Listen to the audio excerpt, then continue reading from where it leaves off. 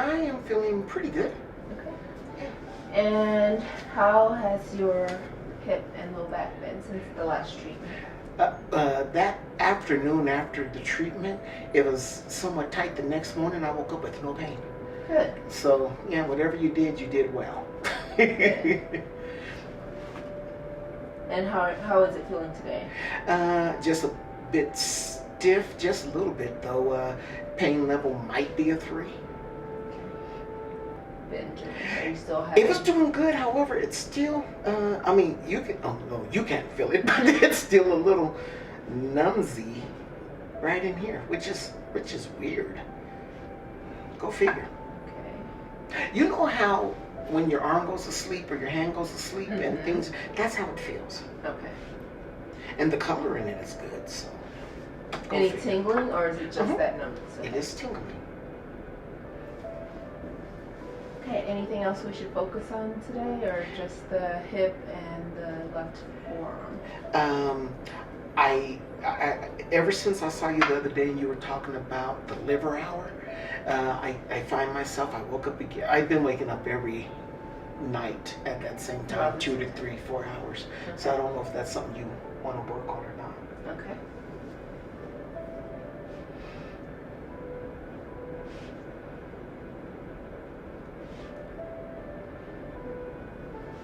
But you're able to get back to sleep and then you're waking up feeling good? And yes. Your energy is still feeling good throughout the day?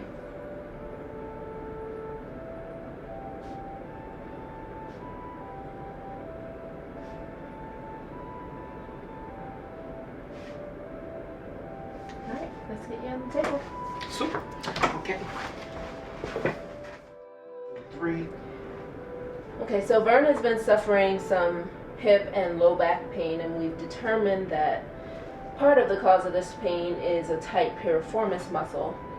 And we've done some palpation and also learned that the pain is coming more from the origination, or from the insertion point rather than the origination point. So we're going to do some needling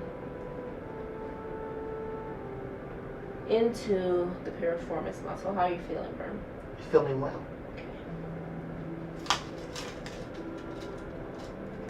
And then the low back pain is more specifically related to a tight QL or quadratus lumborum muscle.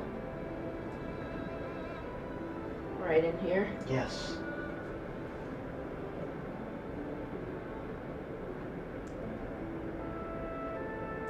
Okay. Yes.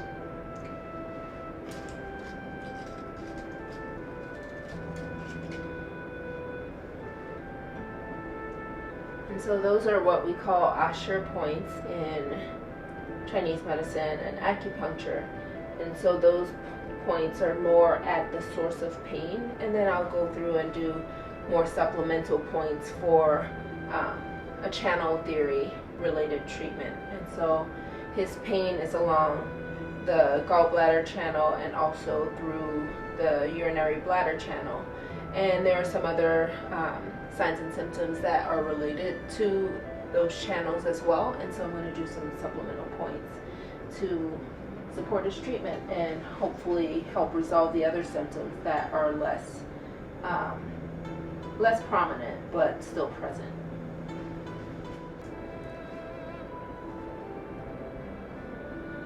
How do you feel about these? Don't like them. Okay, I won't do the other side then. These 5 points are part of the NADA protocol, and the NADA protocol is used for trauma as well as different substance abuse uses. It helps with cravings, but it also helps with any kind of cravings, like food cravings, cravings for sweets. I know you don't smoke or anything, but smoking, alcohol, any of those things. But people have found over the years through studies that it also helps with insomnia, with pain, PTSD, anything trauma related, in addition to those symptoms of addiction or substance use And cravings. and cravings. Do the other side for me. Okay, and the reason that they're helping, the points stimulate the sympathetic nervous system, as well as trigger areas in the brain that deal with anxiety and stress. And it stimulates very heavily the vagus nerve, which is the nerve that innervates all of the major organs in the body, and so it helps settle those systems really well. How are you feeling?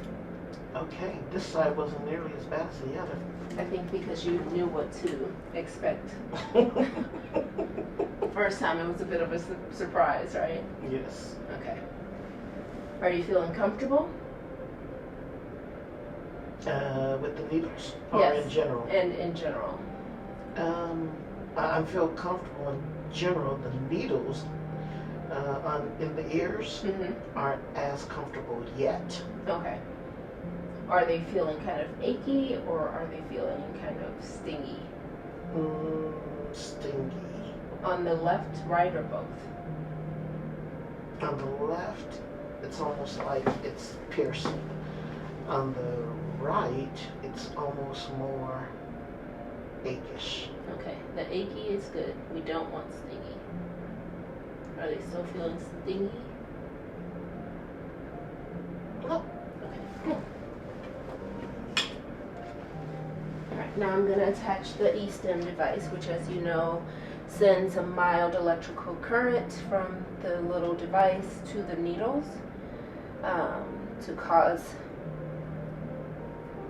some activation of the muscle fibers where you're having the tightness, and help communicate to them that it's okay to relax and let go of that tension they're holding. So I'm going to attach the device to the needles, and then once I turn it on, I'll ask you to let me know when you can feel the sensation of the current flowing, and then I'll ask you again to let me know when it's strong but comfortable. Okay. And Doc, the needles in the ear, they're also for the liver, didn't you say? Yes, one of them is for the liver. Which is also, didn't you say it was something to do with depression or? So the liver is over the emotion of depression, also anger and irritability. There's a point for the lung, which governs sadness and unresolved grief. The kidney resides over the emotion of fear. And those things are usually at the root of, either addictions or cravings or stress or anxiety. They all have some basis in one of those emotions, and so that's part of why that treatment really works well too.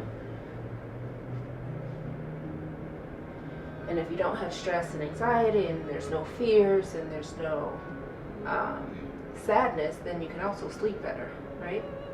Right.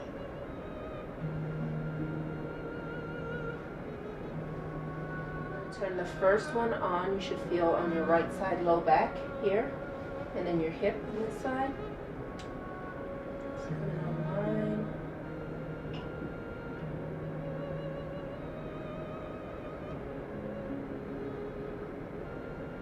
That's good.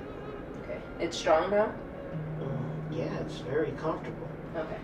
See what happens if you take it up a bit. Okay. That's comfortable. Still? Okay. Up a little bit more.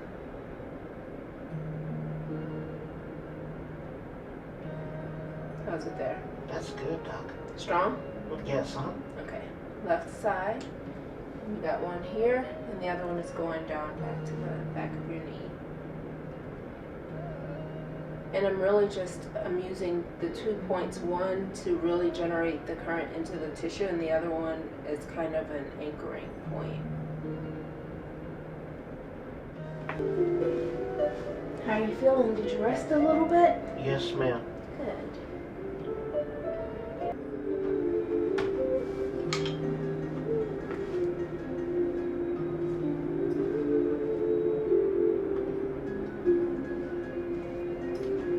Now, what were those 2 needles for? Those were for insomnia. Okay. So for, well, if you're dealing with pain, then the treatment goes according to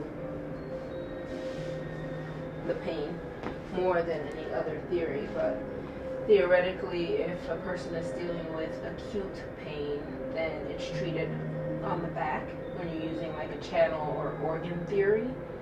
And if you're dealing with a chronic issue, then you treat face up. The back side of the body is the yang side of the body, and so it's used to address more present day issues, and the front side of the body is more yin, and so it's used for more ongoing issues. Yin tends to be slower in movement, and so that's part of the theory behind using that for chronic issues, and yang is more fast acting, more active. And so it helps with more acute issues. Thank you. You're welcome. Ball.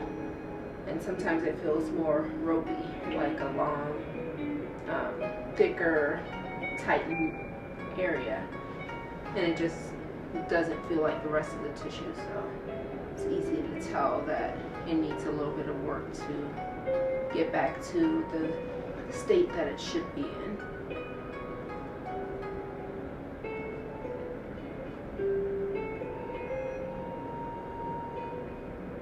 And I'll just start working it out. Just rolling across the muscle, trying to stretch across the muscle in the same direction of the way the tissue is laying in the body. Sometimes I use my fists or my elbow or the side of my hand. Which muscle are you working with? Still working on that piriformis.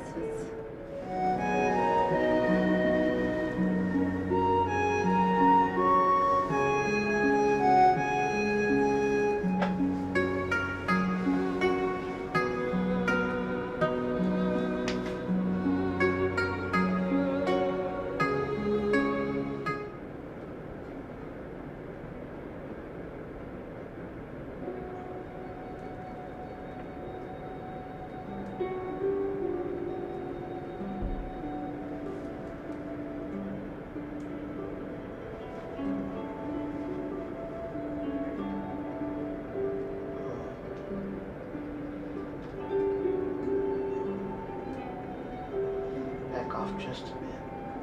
That better? Yes.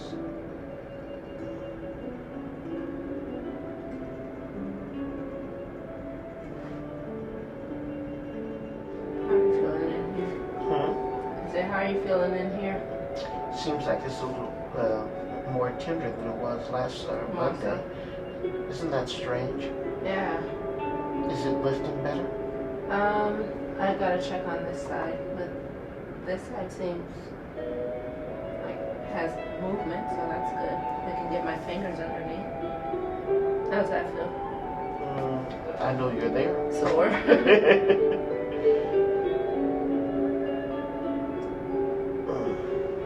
Deep breath in. Breathe out.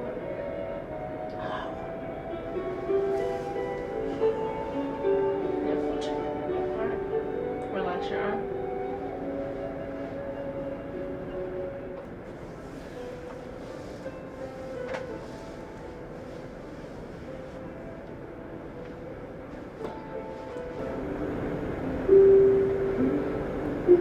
In there a little bit.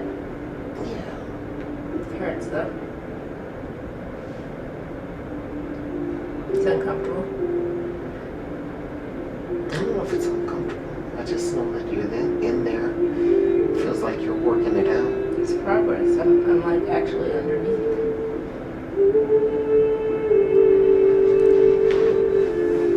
Take it. Amen. Big wins, the small ones, they all end up being a big win.